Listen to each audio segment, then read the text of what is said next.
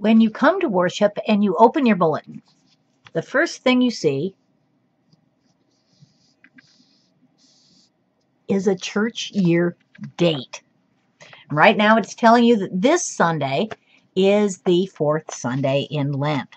Now, liturgy, first of all, tries to tell you where in the universe you are.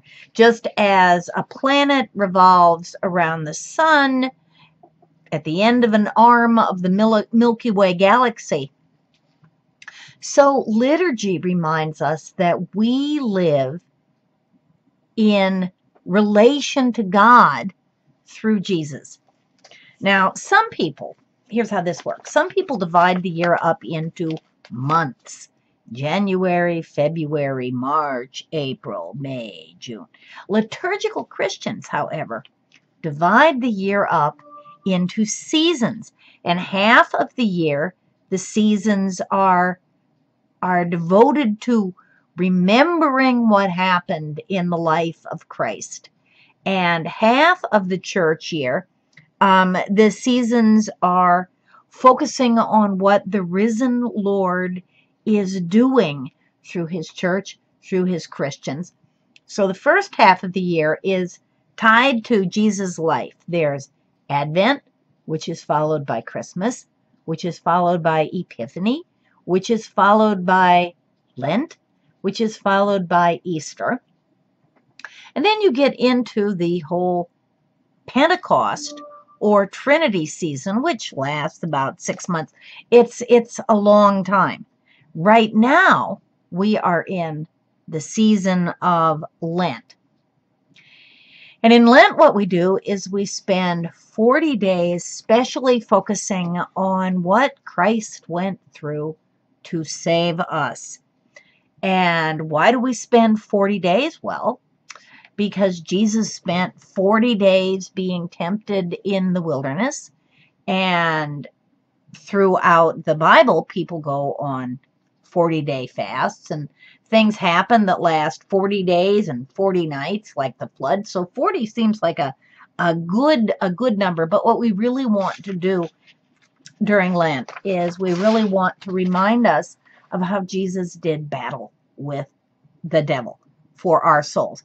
And if you count from Ash Wednesday until Easter, you come up with 46 days. Where did those extra 6 days came in?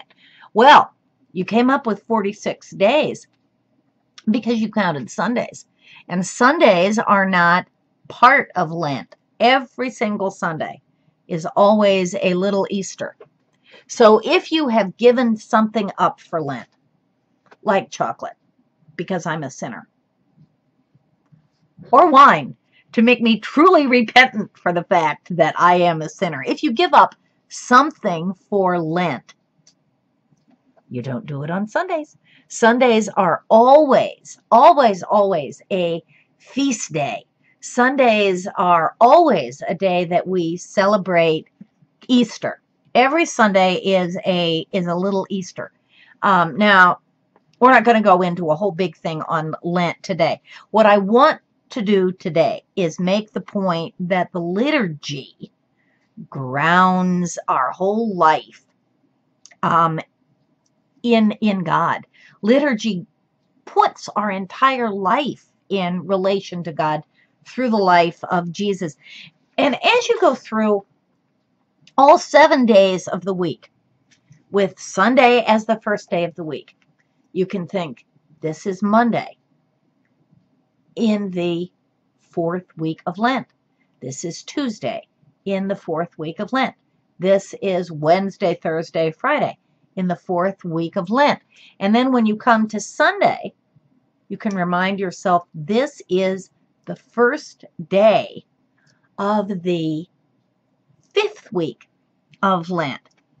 When you're doing what the first thing that you see when you come to worship in a liturgical church is the liturgy grounds you in the universe in relation to God through Jesus. That's the first thing it does. Thanks a lot. I hope that you will come back, and I will tell you some more about liturgy and about how you can use what you learn in liturgy during the week and through all the rest of your life. But for now, it's enough to know that the liturgy just automatically grounds you in the universe in relation to God through Jesus. Isn't that cool? Thanks a lot. Bye.